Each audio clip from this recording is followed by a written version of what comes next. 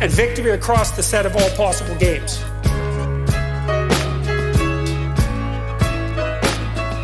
And to act morally is not to win today's contest at the expense of the rest of possible contests. It's the key to success. The person who is the master at being invited to play the largest number of games is also the same person that goes out forthrightly to conquer the unknown before it presents itself as the enemy at the door. They're the same thing.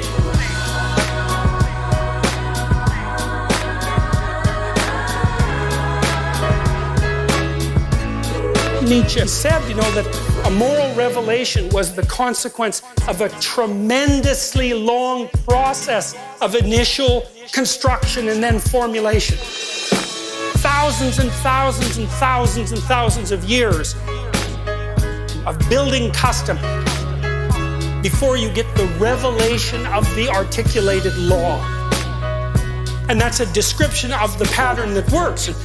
What's the pattern that works? It's the game that you can play with everybody else day after day with no degeneration. And we'll never be as young as we are right now. Act in a way so that each action could become a universal rule. That was Kant's fundamental moral maxim, and Piaget put a twist on that. He said, no, that's not exactly it. It's act in such a way that it works for you now and next week and next month and next year and 10 years from now. And so that while it's working for you, it's also working for the people around you and for the broader society. It's the equilibrated state, and you could think about that as an intimation of the city of God on earth. And it's based on this idea that a morality has to be iterable. There's been lots of simulations online already, artificial intelligence simulations. People who've been studying the emergence of moral behavior, say in artificial intelligence systems, have already caught on to the idea that one of the crucial elements to the analysis of morality is iterability. You can't play a degenerating game because it degenerates. Like, obviously, you want to play a game that at least remains stable across time. And God, if you could really get your act together, maybe it would slowly get better. And of course, that's what you'd hope for your family, right? That's what you're always trying to do, unless you're completely hell-bent on revenge and destruction. It's like, is there a way that we can continue to play together that will make playing together even better the next day?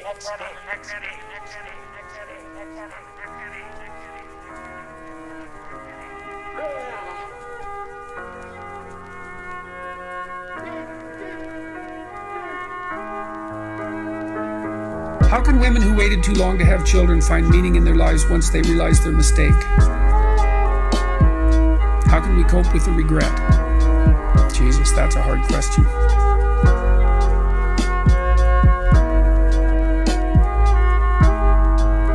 Maybe you try to forgive yourself a little bit. It's very difficult to go through life without regrets, without making mistakes. And you can't beat yourself to death for it, because then everyone would beat themselves to death all the time. And so you think, well, I'm too soon old and too late wise, to use an old cliche. And you think, well, that's the lot of mankind. We learn things too late often, and that's too bad.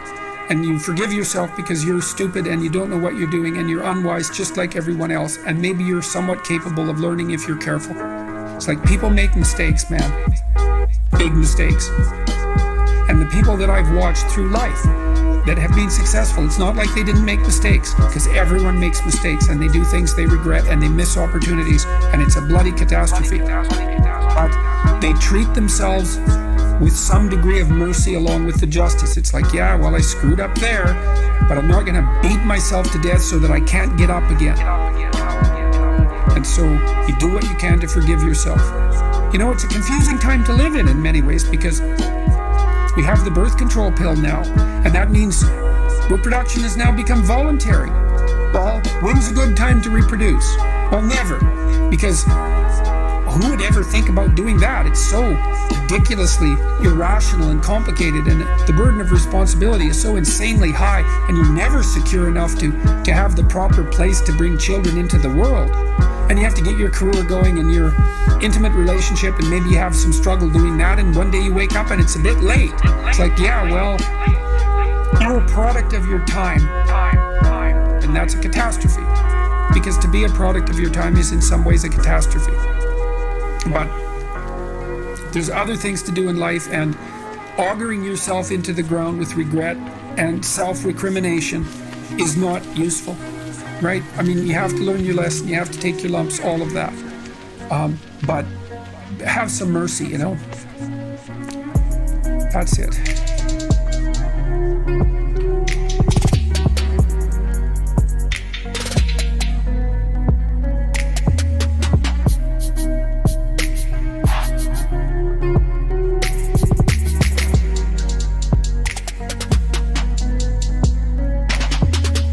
Come into the world equipped with an array of possibilities and limitations. Those possibilities and limitations are expressed most particularly in our physical form. The fact that we have a specific kind of embodied form that allows us to do certain things and that also doesn't allow us to do certain other things. Lao Tzu has pointed out that it's the space inside a pot that makes the pot worthwhile. What he means by that is that those things that limit you give you as much form and possibility as those things that enable you. What that means more broadly is the fact that you come to a given circumstance with a set of possibilities and a set of limitations. It's that allows you to impose form on what you encounter. So that the whole notion of form is attendant in some peculiar way that we don't really understand yet on the necessity of limitation. And I think the best way to understand that, or to begin to understand that, is to give some consideration to the notion of a game. So for example, if you're playing chess, there's a virtually unlimited number of things you can't do, and only a very narrow number of things that you can do. Yet when you're playing chess, the arbitrary limitations that are imposed on each piece don't seem to be unfair in any sort of cosmic sense. They seem to be part of the structure that enables you to actually play the game. Without the imposition of those rules, which are of course relatively arbitrary in their structure, there wouldn't be a game at all. Let me tell you something you already know. The world ain't all sunshine and rainbows. It's a very mean and nasty place, and I don't care how tough you are, it will beat you to your knees and keep you there permanently if you let it. You, me, or nobody is gonna hit as hard as life. But it ain't about how hard you hit. It's about how hard you can get hit and keep moving forward. How much you can take and keep moving forward. That's how winning is done. One of the things that Piaget said about kids was that they first learn to play a game, but they don't know what the rules are. Meaning that if you have a bunch of kids together, they can play a game, but if you take one of the kids out of the game when they're young, say 6, and you say, what are the rules? They can only sort of give you a representation. So you take 6-year-old 1 and he'll tell you some of the rules, and 6-year-old 2 will tell you different rules, and 6-year-old 3 will tell you different rules, but if you put them all together, they can play. So they have the knowledge embodied either individually or in the group. The knowledge is there to be extracted. Well, then they get a little older, they can extract the rules. And then they start to play by the rules. And then Piaget's last step was, well, it isn't just that kids play by the rules, it's that they learn that they can make the rules. And he thought about that as moral progression. First you can play, then you can play by the rules. Then you learn, maybe, because he didn't think everyone learned this, that you're actually the master of the rules. That doesn't mean the rules are arbitrary, but it means that you can be the generator of the rules, assuming that you know how to play the game. And he thought about that as a moral progression. And then I thought, well, that's exactly what happened to Moses in the story of Exodus, because Moses is out there leading all those Israelites around, and like, they don't have a law, they don't have a lawgiver, they have a tradition. They're all like crabby because, well, they're in a desert. It's like they were in a tyranny, but now they're in a desert. It's like, that's no improvement. So they're really getting pretty bitchy about it. And so they're worshiping false idols and having one catastrophe after another. And they get Moses to judge their conflicts. And so he does that for God only knows how long. Forever. Crabby Israelites come to Moses and bitch at him. It's like, well, he did this and she did that. And so then he has to figure out how to make peace. And he does that so long that one of his, I think it's his father-in-law, tells him he has to stop doing it because he's going to exhaust himself. Well, then you think, well, what's happening? Well, and I'm not assuming that this is like a literal historical story. I think, again, it's a condensation. Well, any group has a set of customs, just like a wolf pack does. And so then the customs are being manifest, and someone who's a genius is watching and thinking, okay, well, what's the rule in this situation? What's the rule in this situation? What's the rule in this situation? And then in his imagination, the rules turn into a hierarchy, and then he goes up on the mountain and he goes bang, and he thinks, oh my God, here's the rules that we've been living by all this time. And that's the revelation of the commandments. Well, and you think, well, how else could it be? You think the rules came first and obeying them came second? It's like, no. Or anybody. Cowards do that, and that ain't you. You're better than that.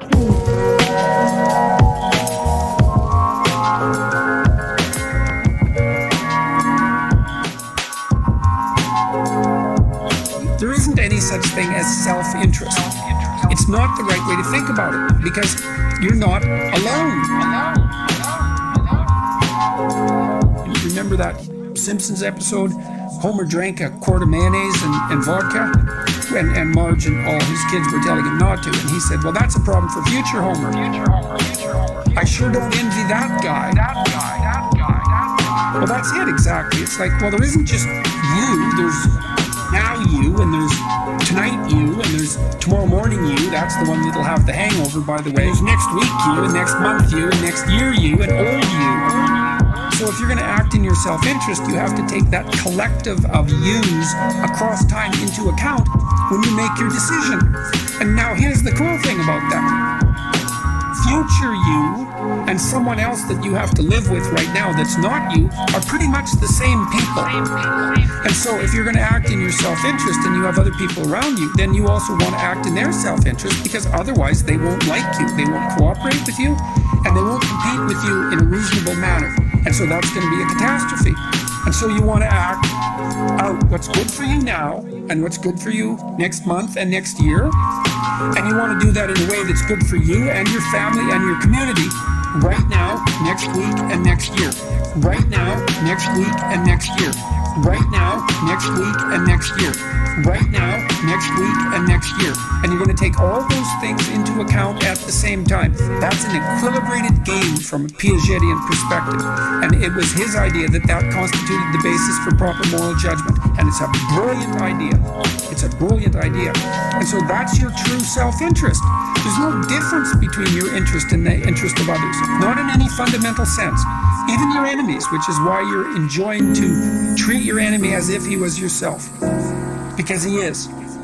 Well, why? It isn't that you hope they get a bigger house than you. It's that, let's say you're being pursued and tormented by someone who's truly reprehensible. They have a miserable life, man, in all likelihood. Let's say they're truly malevolent. You know, they live in hell. And what you might hope for them is that they could figure out how to get out of there, because it's not good for them and it's not good for anyone else. Think, well, even your enemies, it's like, wouldn't it be good if they could get their act together and stop being so unnecessarily malevolent? The idea that your self-interest is somehow opposed to other people's, or that if you maximize your self-interest, you're not operating in the best interests of other people, is predicated on a poor idea of what constitutes your self-interest. Because you're not separate in any real sense from other people. Maybe not separate from everything in some real sense. Jung, in his book Mysterium Conjunctionis, he had this idea. I'm going to go through it real quick. It's a complicated idea. This is how you put yourself together. The first thing you do is you join your emotions and your rationality so that your mind and your emotions are one thing. He called that the first conjunction. Your motivations and your emotions and the way that you think about the world are all acting in the same direction. That would mean incorporation of aggression and sexuality from a Freudian perspective. Those parts of you that are difficult to integrate come to be integrated into one thing. So you can use your anger when you need to. You have your sexuality under control. It doesn't have you, but you know how to use it, and it's a power for you. And you're properly assertive in all of those things. You build yourself into one psychological unit, and then you embody that. So that's the second conjunction. The second conjunction is take your mind, emotion, motivation, unity, and act it out.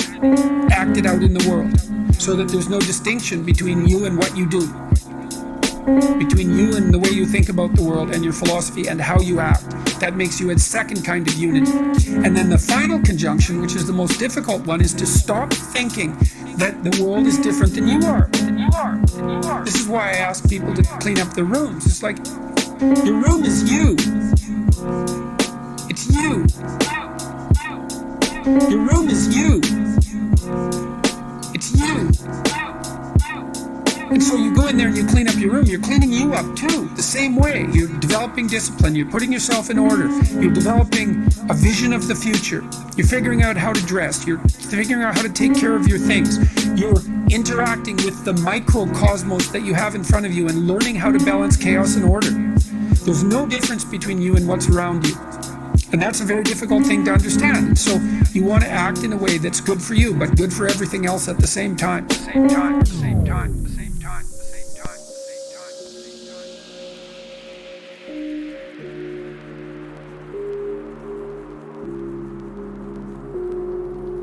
Our daughter ended her life at 24 due to depression. If someone is determined to end their life, how can one change their mind? Oh, well, first of all, I'm very sorry about that. That's a terrible thing. Look, I had this friend.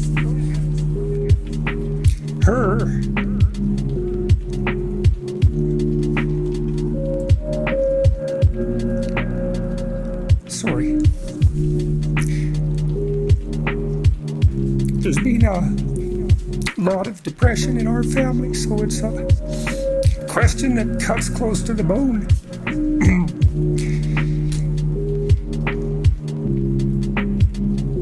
Anyways, I had this friend, a friend of my parents, and her granddaughter committed suicide, you know. She was just beating herself up about that. What could have I done? What could have I done differently? This is the problem with suicide. It leaves everybody behind thinking, oh my God, what could have I done? I could have treated the person better. I could have listened. I could have been there. It's like, and she was just beating herself up about this, really feeling that she wasn't a useful person, that she'd failed as a grandmother. She was a really good person, you know. And so I went for a walk with her, and I said, and she's married, and she likes her husband, and he's a really good guy.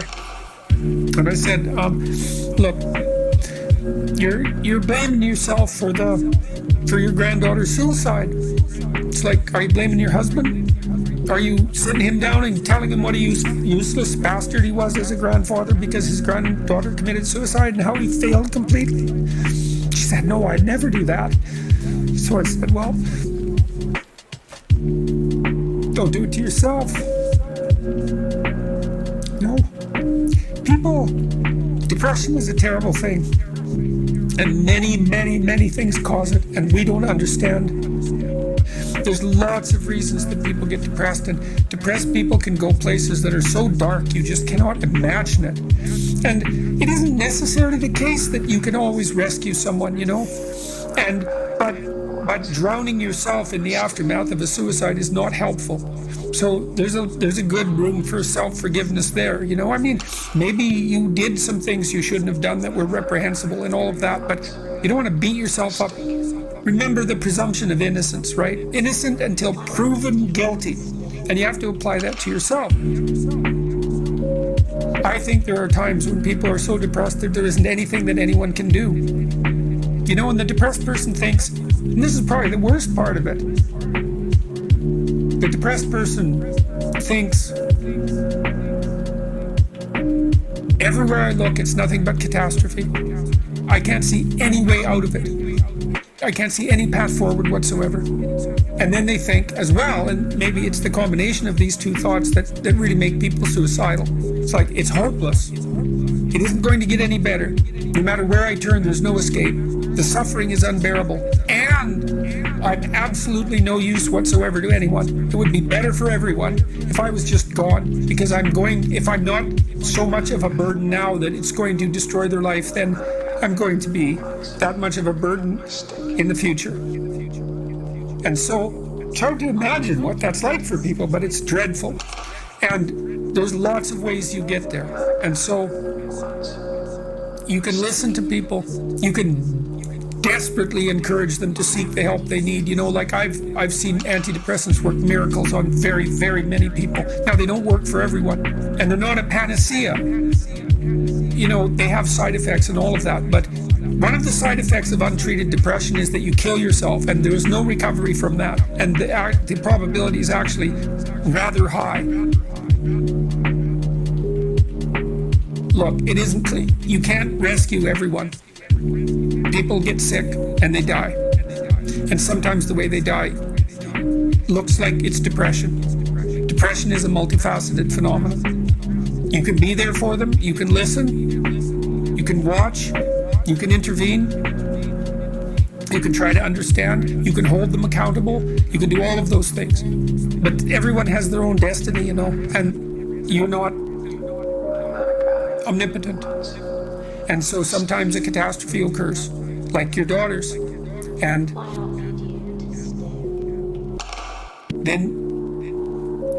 then you should try to drag the least amount of misery forward that you can. Once you recover from your grief.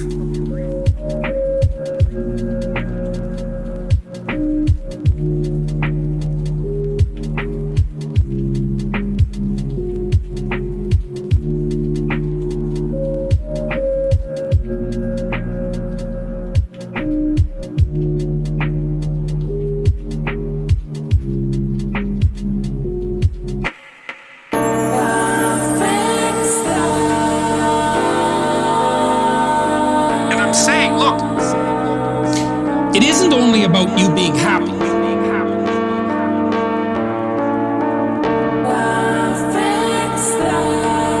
There's lots of times in your life you're not going to be happy, and so that's not going to work. You want to have something meaningful. The boat that will take you through the storm, right? When you batten down the hatches. But there's more. It isn't even that. It isn't even...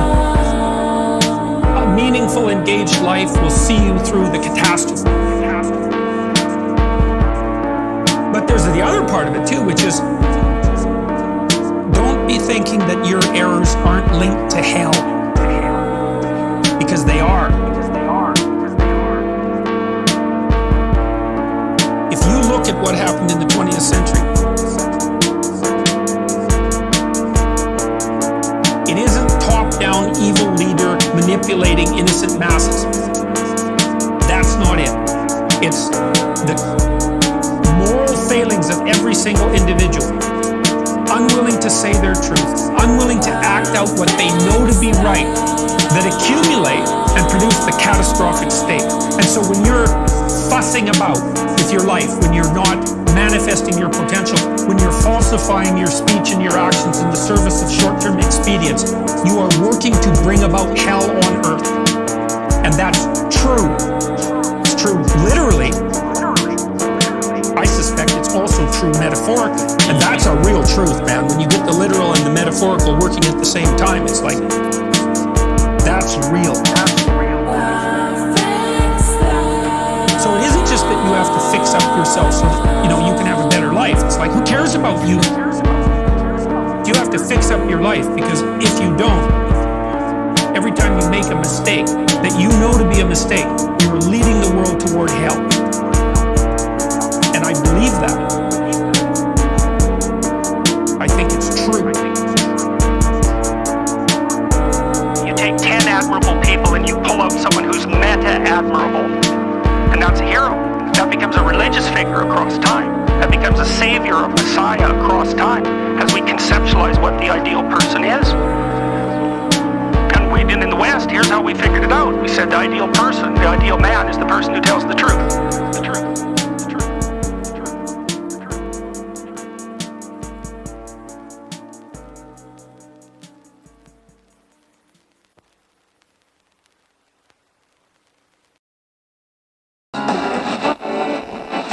Loss of beauty is a catastrophe, because without that beauty, there's no call to higher being.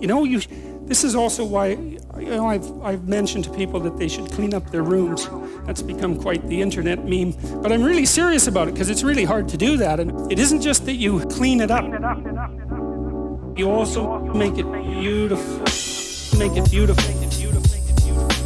Make it beautiful. Make it beautiful. Make it beautiful. It's really hard to make something beautiful. Make it beautiful. And it's really worthwhile. Make it beautiful. It's really hard to make something beautiful. Make it beautiful. And it's really worthwhile. What's really cool is if you learn to make something beautiful, even one thing, if you could just make one thing in your life beautiful, then you've established a relationship with beauty. And then you can start to expand that relationship with beauty out into the world, like into other elements of your life. And that is so worthwhile. It's just incredibly, crazily worthwhile. Make it beautiful. Make it beautiful. Make it beautiful. Make it beautiful. Make it beautiful. And that's an invitation to the divine. Make it beautiful. You have to be daring to do that. Make it beautiful. And that's an invitation to the divine. Make it beautiful. You have to be daring to do that. People are terrified of it. People are terrified of color. They paint their walls beige. They're terrified of art. They buy some mass-produced thing because they don't want anybody laughing at them for their lack of taste. And they would get laughed at because they have no taste. But you have to, well, it's right, because what do you know, right? You have to develop it. And so you're going to stumble along and make mistakes to begin with. And you're going to show yourself, because if you buy, I think this is pretty, and somebody comes over and goes, hey, what's up with you? It's kind of hard on your self-esteem, but it's you're stumbling towards the right, you're stumbling towards the kingdom of God. That's what you're stumbling towards when you try to make an aesthetic decision. Make it beautiful. Aesthetic. Make it beautiful. Aesthetic. Make it beautiful. Aesthetic. Make it beautiful. Aesthetic. Make it beautiful. Aesthetic. Make it beautiful. Aesthetic. Make it beautiful. Aesthetic. Make it beautiful. Aesthetic. That's what you're stumbling towards when you try to put something in your life that's beautiful, and it's unbelievably worthwhile to do that. And you have to steer clear of the frauds and the con artists and all of that, and art is full of that, of course, because it's difficult to distinguish between the real thing and the fraud, but it's unbelievably worthwhile. Beauty is so valuable, and we're so afraid of it. It's not the only pathway to the divine. Love is one of them, I suppose. But beauty, especially for people who have an affinity for beauty, it's like music. It's one of those things that you can't argue against. You can't even understand. It just hits you. It just hits you. It's like a vision of the potential future. That if we just got our act together and beautified things, that's the place that we can inhabit, and that would ennoble us. And that's why Jerusalem, the heavenly city, is paved with gemstones. They're crystalline, they emit light. Yeah, it's the proper dwelling place for an enlightened consciousness. Beauty is the proper dwelling place for an enlightened consciousness. We ignore it at our spiritual and economic peril. It's obvious. There's almost nothing more valuable than beauty.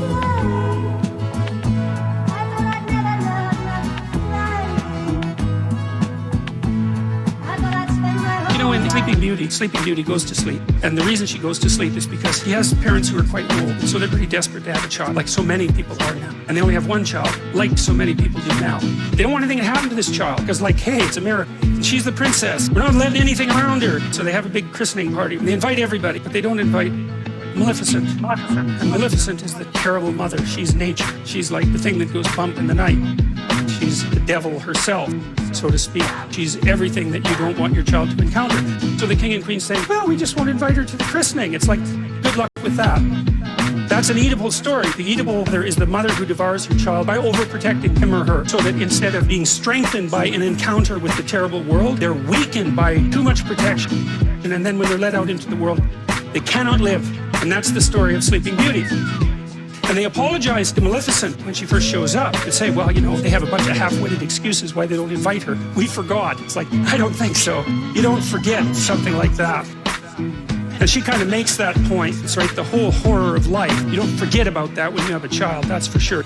You might wish that it would stay at bay, but you do not forget about it. The question is, do you invite it to the party?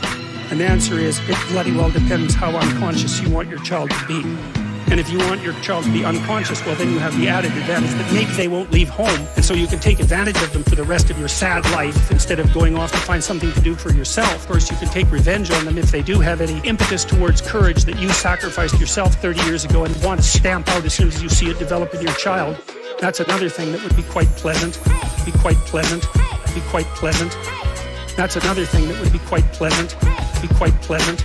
Be quite pleasant. So that's what happens in Sleeping Beauty. Yeah, well, none of this is pleasant, and nothing that happens in that story is pleasant. So Sleeping Beauty, she's naive as hell. They put her out in the forest and have her raised by these goody two-shoes fairies. And then the first idiot prince that wanders by, she falls in love with so badly that she has post-traumatic stress disorder when he rides off on his horse. That's what happens. And she goes into the castle and she's all freaked out because she met the love of her life for like 5 minutes. That's when the spinning wheel, that's the wheel of fate, pops up and she pricks her finger. They try to get rid of all the spinning wheels. They try to get rid of all the wheels of fate with their pointed end, but she finds it, pricks her finger, and falls down. Well, she wants to be unconscious. No bloody wonder. She was protected her whole life. She's so damn naive that her first love affair just about kills her. She wants to go to sleep and never wake up. Never wake up. Never wake up. She wants to go to sleep and never wake up.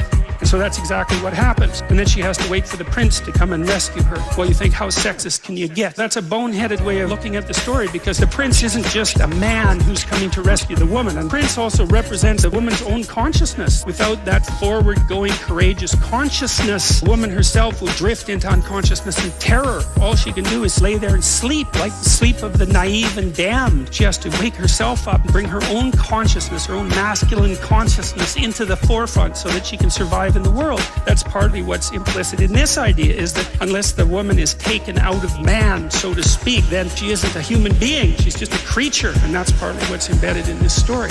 So you don't want to read it as a patriarchal. You don't want to read anything that way.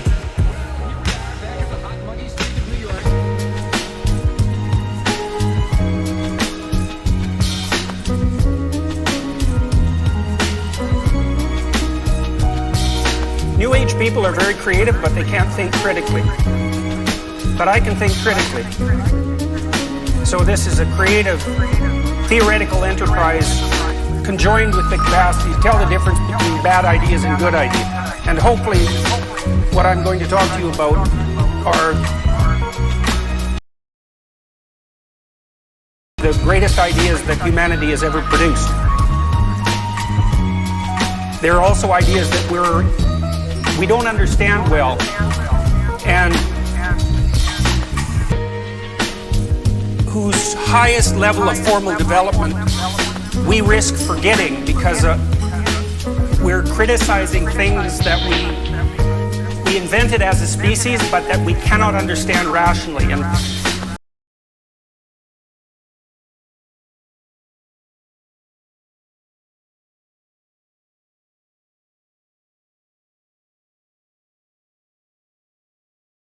we're predisposed to believe that ideas that we can't understand rationally have to be wrong.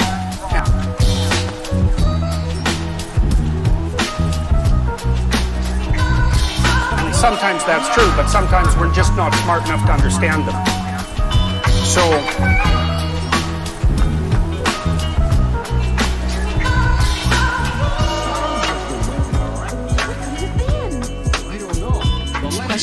what could you do to improve yourself? Well, the first question might be, why should you even bother improving yourself? And I think the answer to that is something like, so you don't suffer any more stupidly than you have to. And maybe so others don't have to either. It's something like that. You know, like there's a real injunction at the bottom of it. It's not some casual self-help doctrine. It's that if you don't organize yourself properly, you'll pay for it, and in a big way, and so will the people around you. And you could say, well, I don't care about that, but that's actually not true. You actually do care about that, because if you're in pain, you will care about it. And so you do care about it, even if it's just that negative way, you know. It's very rare that you can find someone who's in excruciating pain who would ever say, well, it would be no better if I was out of this. Pain is one of those things that brings the idea that it would be better if it didn't exist along with it. It's incontrovertible. You get your act together so that there isn't any more stupid pain around you than necessary. Question? Well, how would you go about getting your act together? And the answer to that is something like, look around for something that bothers you and see if you can fix it. Fix it. Fix it. And see if you can fix it. Fix it. Fix it. Fix it. And see if you can fix it. So now you think, well, you can do this in a room. It's quite fun. Maybe your bedroom, you can sit there and just sort of meditate on it. If I wanted to spend 10 minutes making this room better, what would I have to do? And you have to ask yourself that, right? It's not a command, it's like a genuine question. Question? And things will pop out in the room. There's a stack of papers over there that's kind of bugging you, and things will pop out in the room. You know that maybe a little order there would be a good thing. And things will pop out in the room. There's some rubbish behind your computer monitor. And things will pop out in the room. The room would be slightly better. It was a little less dusty and the cables weren't all tangled up the same way. And if you allow yourself just to consider the expanse in which you exist at that moment, there'll be all sorts of things that'll pop out in it that you could just fix. And, you know, I might say, well, if you were coming to see me for psychotherapy, this easiest thing for us to do first would just be to get you to organize your room. You think, well, is that psychotherapy? And the answer is, well, it depends on how you conceive the limits of your being. And I would say, start where you can start. You know, if something announces itself to you, which is a strange way of thinking about it, as in need of repair, that you could repair, then, hey, fix it. You fix 100 things like that, your life will be a lot different. Fix it. Now, I often tell people, too, fix the things you repeat every day. Fix it. Because people tend to think of those as trivial. Fix it. Those probably constitute 50% of your life. And people think, well, they're mundane, I don't need to pay attention to them. It's like, no, that's exactly wrong. The things you do every day, those are the most important things you do. Hands down.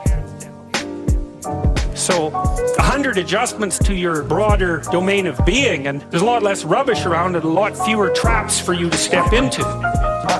Traps for you to step into. Traps for you to step into.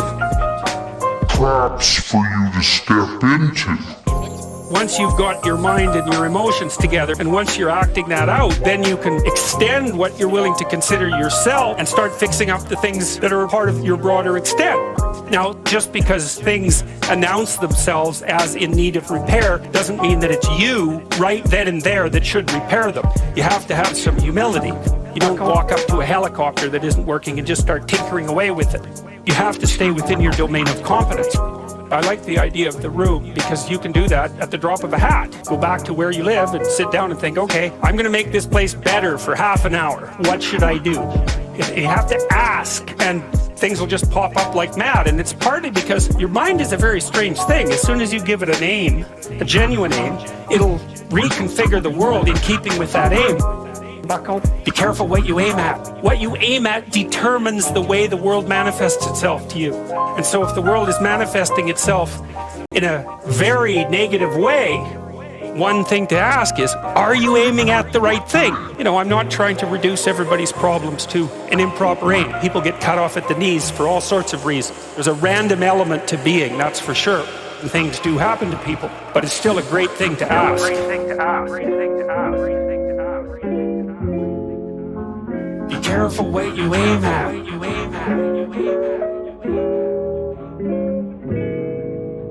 Be careful what you aim at.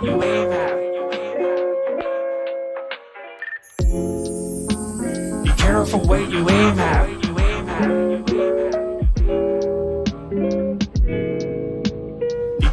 way you aim at.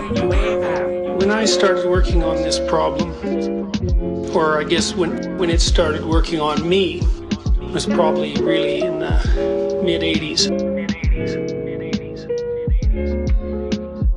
I found myself suffering from two things. One was a very lengthy sequence of nightmares about nuclear destruction. And they're very affecting dreams. And associated with that was a sense of amazement that a dream that was that awful could reflect a reality that could be that awful. And an additional amazement at the fact that despite the production of tens and thousands of weapons of unimaginable destruction, that people could go about their day-to-day lives without acting as if anything fundamental whatsoever had changed. Now, I've never really been able to figure out why that disturbed me so much when it seemed to not disturb most of the people I knew. It doesn't really matter. I probably spent my whole life trying to understand what evil was, and more importantly, what might be done about it. Before you can dare to talk about something like evil, you should do some thinking about what it is that you're talking about. And I don't think you can talk about it at all until you distinguish it from tragedy. The nature of human being is such that it consists of a confrontation with the bounded finite with the unbounded infinite. That those are the bare facts of the matter. The bounded finite with the unbounded infinite. The world of experience as it presents itself to us is literally and not metaphorically complex beyond our capacity to understand. And that means people deal in a real sense on an ongoing basis with the infinite. That fact is the reason why religious experience is essentially endemic to mankind. It's a human universal, and it's not because people believe. Human existence consists of a confrontation between the finite and the infinite, the finite and the infinite, the finite and the infinite. And religious systems merely take that into account. Now, our finitude in the face of the infinite has some inevitable consequences. Those consequences are essentially the existential conditions of life. The finite is always overwhelmed by the infinite. It has to be, because it can't encapsulate it. And so what that means is that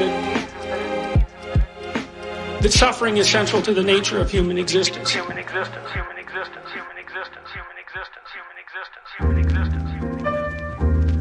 Suffering exists as the consequences of our limitations.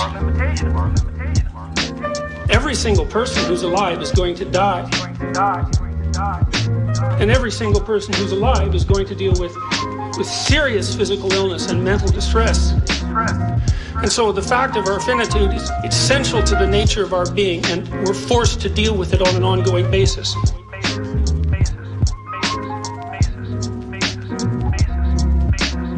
If you could do absolutely anything you wanted at any point and be anywhere you wanted to be, anything you wanted, and if there was nothing that was out of your reach,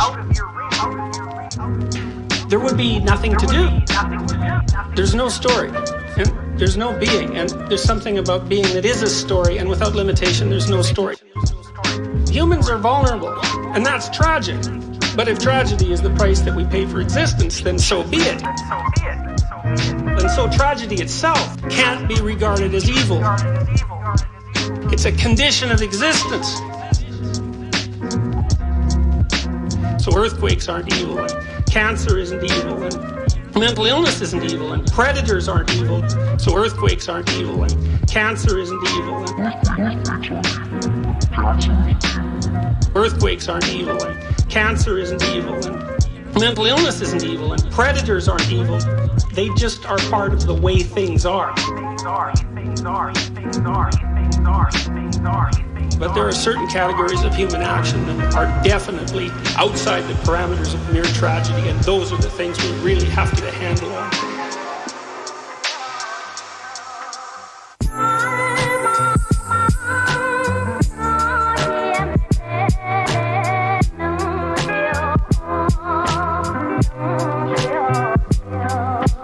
Evil for me is differentiated from tragedy by its lack of necessity and its voluntarism. Evil is more pernicious than that which is generated by social inequality. I think it's actually a form of demonically warped aesthetic, demonically warped aesthetic, demonically warped aesthetic, demonically warped aesthetic. The motto on the gates of Auschwitz: work will make you free.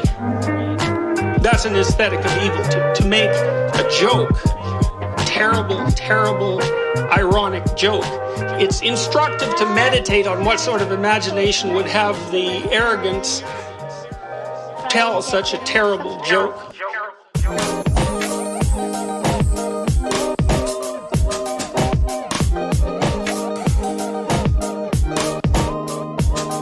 Consider the lilies of the field, how they grow. They toil not, neither do they spin. And yet I say unto you, that even Solomon in all his glory was not arrayed like one of these. Wherefore, if God so clothes the grass of the field, which today is and tomorrow is cast into the oven, shall he not much more clothe you, O ye of little faith? Therefore take no thought, saying, what shall we eat, or what shall we drink, or wherewithal shall we be clothed? Those are famous lines.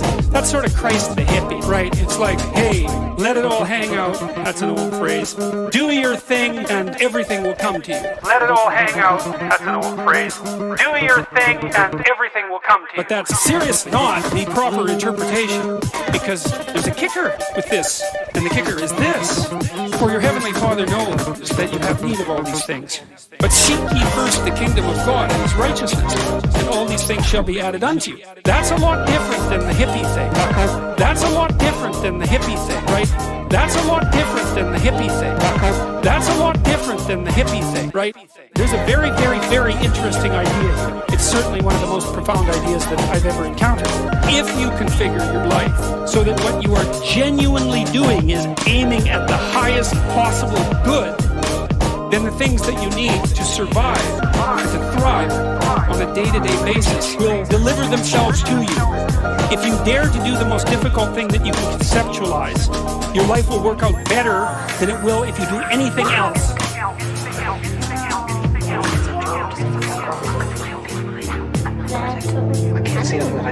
Well, how are you going to find out if that's true? There's no way you're going to find out whether or not that's true unless you do it. You have to be all in this game.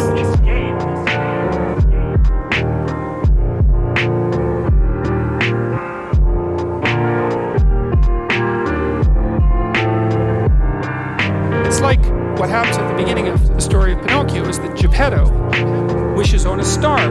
So what Geppetto does is align himself with the metaphorical manifestation of the highest good he can conceptualize. He aims at the star. And for him, the star is the possibility that he can take his creation, a puppet, the strings are being pulled by unseen forces, and have it transform into something that's autonomous and real. Well, that's a hell of an ambition. You know, and we're wise enough to put that in a children's movie, but too foolish to understand what it means. It's such an interesting juxtaposition that we can both know that and not know it at the same time. You can go to the movie, you can watch it, and it makes sense. But that doesn't mean that you can go home and think, well, I know what that meant. Well, people are complicated, right? We exist at different levels, and all the levels don't communicate with one another. But the movie is a hypothesis, and the hypothesis is there's no better pathway to self-realization and the ennoblement of being than to posit the highest good that you can conceive of and commit yourself to it.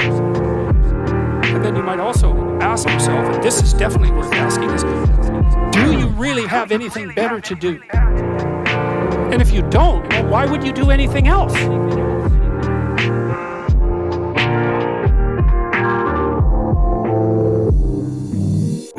Therefore take no thought for the morrow, for the morrow shall take thought for the things of itself. Sufficient unto the day is the evil thereof. I spent a long time trying to figure out what that meant too, because it's another one of those lines that can easily be read as pro-grasshopper and anti-ant. Remember the old fable of the grasshopper and the ant? Maybe not. I'm not going to tell it, but the ant works and the grasshopper fiddles. the ant has a pretty good time in the winter and the grasshopper dies. This is like a pro-grasshopper line, but it's not. It says something else. It says that if you orient yourself properly and then pay attention to what you do every day, that works. That works. That works. I actually think that that's in accordance with what we have come to understand about human perception, because what happens is that the world shifts itself around your aim. You're a creature that has an aim. You have to have an aim in order to do something. You're an aiming creature. You look at a point and you move towards it. It's built right into you. And so you have an aim. Well, let's say your aim is the highest possible aim. Well, then, so that sets up the world around you. It organizes all of your perceptions. It organizes what you see and you don't see. It organizes your emotions and your motivations. So you organize yourself around that aim. And then what happens is the day manifests itself as a set of challenges and problems. And if you solve them properly, then you stay on the pathway towards that aim. And you can concentrate on the day.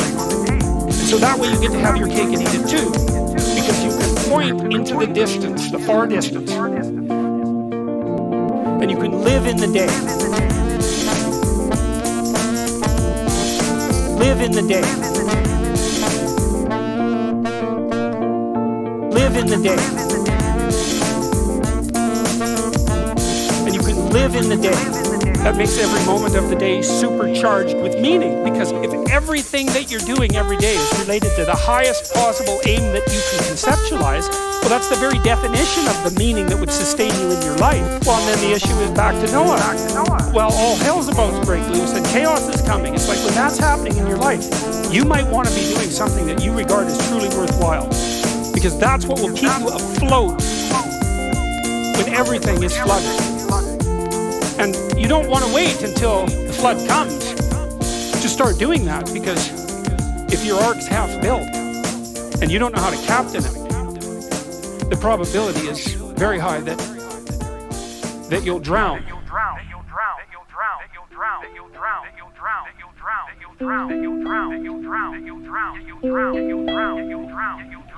I'm quite enamored of lobsters, as some of you might know, because I found out, this just blew me away when I found it out, just exactly how much continuity there was in the neurochemistry of human beings and the neurochemistry of animals. It's absolutely staggering. It's the sort of thing that makes the fact of evolution something like self-evident. Random mutation and natural selection is the only way you can solve the problem of how to deal with an environment that's complex beyond your ability to comprehend. I think what you do is you generate endless variants, because God only knows what the hell's going to happen next. Almost all of them die because they're failures, and a couple propagate. And the environment keeps moving around like a giant snake. You never know what it's going to do next. And so the best you can do is say, well, here's 30 things that might work, and 28 of them are going to perish. Anyways, back to the lobsters. So these creatures engage in dominance disputes. So it really is the toughest lobster that wins. And what's so cool about the lobster is that when a lobster wins, he flexes and gets bigger. So he looks bigger because he's a winner. It's like he's advertising that. And the neurochemical system that makes him flex is serotonergic. And you think, well, who cares? What the hell does that mean? I'll tell you what it means. It's the same chemical that's affected by antidepressants in human beings. And so, like, if you're depressed, you're a defeated lobster. Like, you're like this. I'm small. Things are dangerous. I don't want to fight. You give somebody an antidepressant, it's like they stretch, and then they're ready to take on the world again. Well, if you give lobsters who just got defeated in a fight serotonin, then they stretch out and they'll fight again. And that's like we separated from those creatures on the evolutionary timescale somewhere between 350 and 600 million years ago, and the damn neurochemistry is the same. And so that's another indication of just how important hierarchies of authority are. Okay, so here's the problem. There's a big problem here. The problem is, it's true. Europress, Europress, Europress, Europress, Europress, Europress, Europress, Europress, Europress, Europress, Europress, Europress, Europress, Europress, Europress, Europress. God only knows why. Why? Maybe you're too short, or you're not as beautiful as you could be, or your grandparent was a serf, likely, because almost everybody's great-grandparent was. You know, and you're not as smart as you could be, and you have a sick relative, and you have your own physical problem. Frankly, you're a mess. And you're oppressed in every possible way, including your ancestry and your biology. And the entire sum of human history has conspired to produce victimized you with all your individual pathological problems. It's like, yes, true.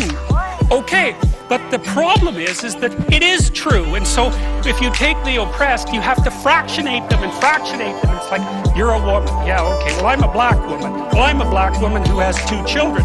Well, I'm a black woman who has 2 children and one of them isn't very healthy. And then, well, I'm a Hispanic woman and I have a genius son who doesn't have any money so that he can't go to university. And, you know, I had a hell of a time getting across the border. It was really hard on me to get my citizenship. My husband is an alcoholic brute. It's like, well, yeah, that sucks too. And so let's fix all your oppression.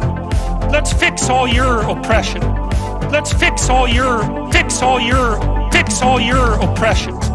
And we'll take every single thing into account, and then we'll fix yours too. We'll take every single thing into account. It's like,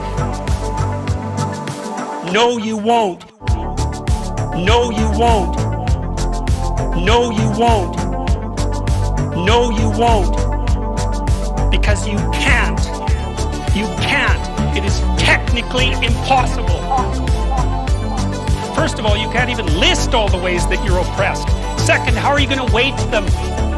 Third, who's going to decide? That's the bloody thing. Who's going to decide? Who's going to decide? That's the thing. Well, what's the answer in the West? It's like, in free markets, oh yeah, Christ will never be able to solve this problem. No one can solve it. What are we going to do about that? We're going to outsource it to the marketplace. You're going to take your sorry, pathetic being and you're going to try to offer me something that maybe I want. And I'm going to take my sorry, pathetic being and I'm going to say, well, all things considered, as well as I can understand them, maybe I could give you this much money, which is actually a promise, for that thing. And you've packed all of your damn oppression into the price. And I've packed all my oppression into the willingness to pay it. And that solution sucks. It's a bad solution. But compared to every other solution, man, it's why 10% of us have freedom. And so there's a tremendous illogic at the bottom of this. It's like you have to fractionate the oppressed all the way down to the level of the individual. Oh, that's what the West figured out.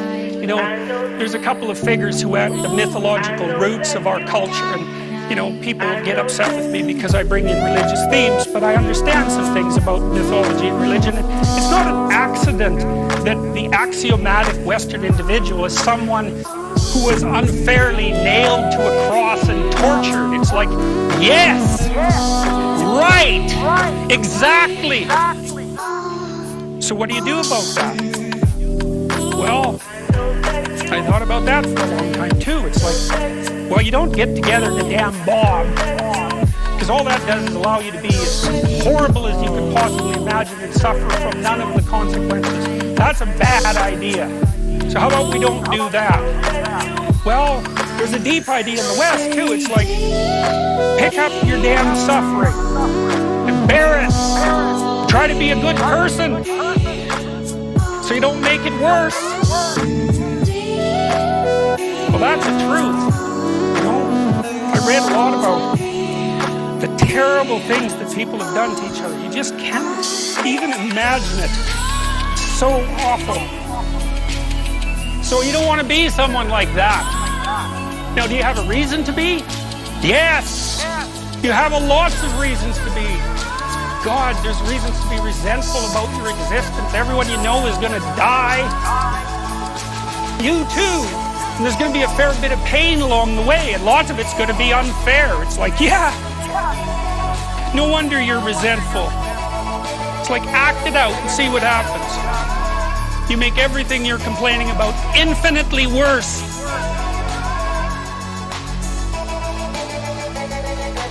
There's this idea that hell is a bottomless pit.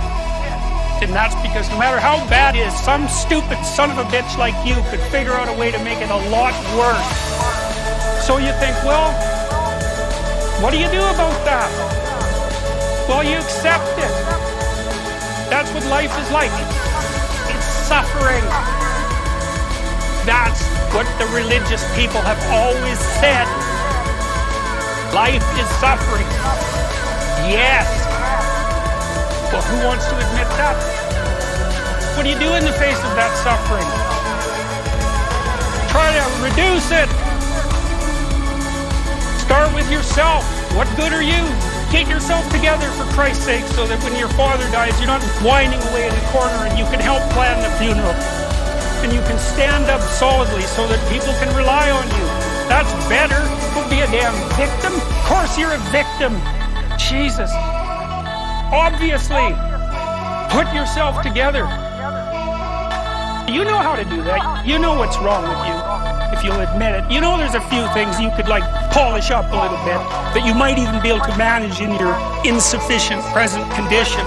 And so you might shine yourself up a little bit, and then your eyes will be a little more open, then you can shine yourself up a little bit more, and then maybe you could bring your family together instead of having to be the hateful, spiteful, neurotic, infighting batch that you're doomed to spend Christmas with. So then you fix yourself up a little bit, kind of humbly, because, God, you're a fixer-upper if there ever was one. And then you got to figure out, well, can you figure out how to make peace with your idiot brother? And probably not, because he's just as dumb as you, so how the hell are you going to manage that? And so then maybe you get somewhere that way, and your family's sort of functioning, and you find out, well, that kind of relieved a little bit of suffering, although it reduced the opportunities for spiteful revenge, and that's kind of a pain in the neck. And so then you get your family together a little bit, and you're a little clued in then, at least a bit, because you've done something difficult that's actually difficult. You're a little wiser, and so then maybe you can put a tentative finger out beyond the family and try to change some little thing without wrecking it. Our society is complex, and we teach our students that they could just fix it. It's like, go fix a military helicopter and see how far you get with that. You're like a chimp with a wrench. Whack! Whack! Oh, look! It's better! It's like, no! It's not better. Things are complicated, and to fix things is really hard. And you have to be like a golden tool to fix things. And you're not. And that's the other message of the West. How do you overcome the suffering of life? Just be a better person. That's how you do it. Well, that's hard. It takes responsibility. And I think, if you said to someone, you want to have a meaningful life? Everything you do matters. That's the definition of a meaningful life. But everything you do matters. You're going to have to carry that with you. Or do you want to just forget about the whole meaning thing, and then you don't have any responsibility because who the hell cares, and you can wander through life doing whatever you want, gratifying impulsive desires for how useful that's going to be, and you're stuck in meaninglessness, but you don't have any responsibility. Which one do you want? Well, ask yourself, which one are you pursuing? And you'll find very rapidly that it isn't the majority of your soul that's pursuing the whole meaning thing, because well, look what you have to do that. You have to take on the fact that life is suffering. You have to put yourself together in the face of that. Well, that's hard. Christ, it's amazing people can even do it. I'm stunned every day when I go outside, and it isn't a riot with everything burning.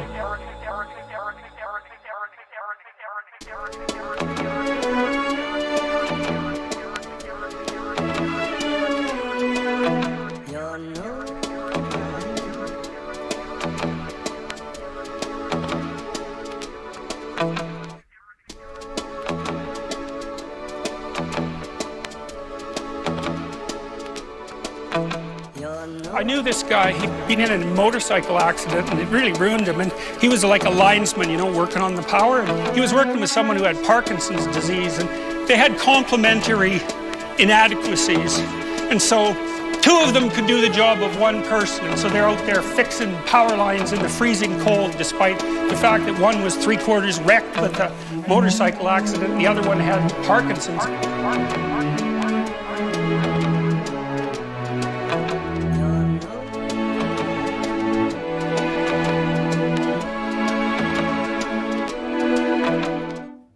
that's how our civilization works. It's like there's all these ruined people out there. They've got problems like you can't believe.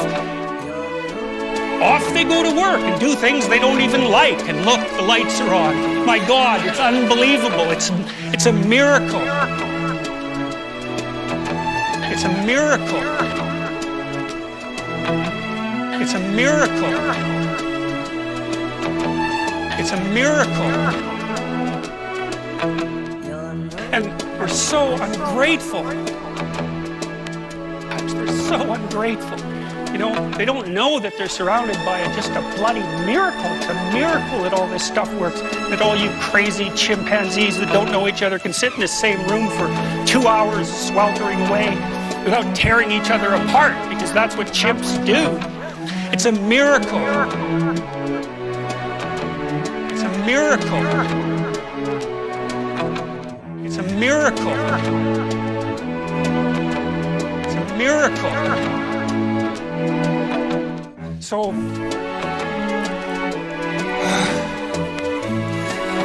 anyways, so what happened? Well, I made some videos and I got to the bottom of some things, at least as far as I can tell, so I told you what the bottom is, and then I got this idea about what you might do about it, which isn't my idea.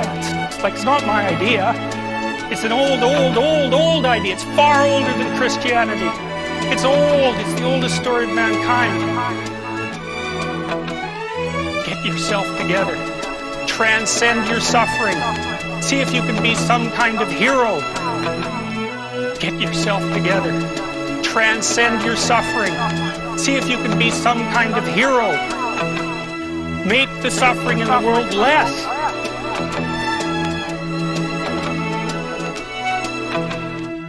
Well, that's the way forward, as far as I can tell, if there is any way forward. And that's what it looks like to me. So, that's it.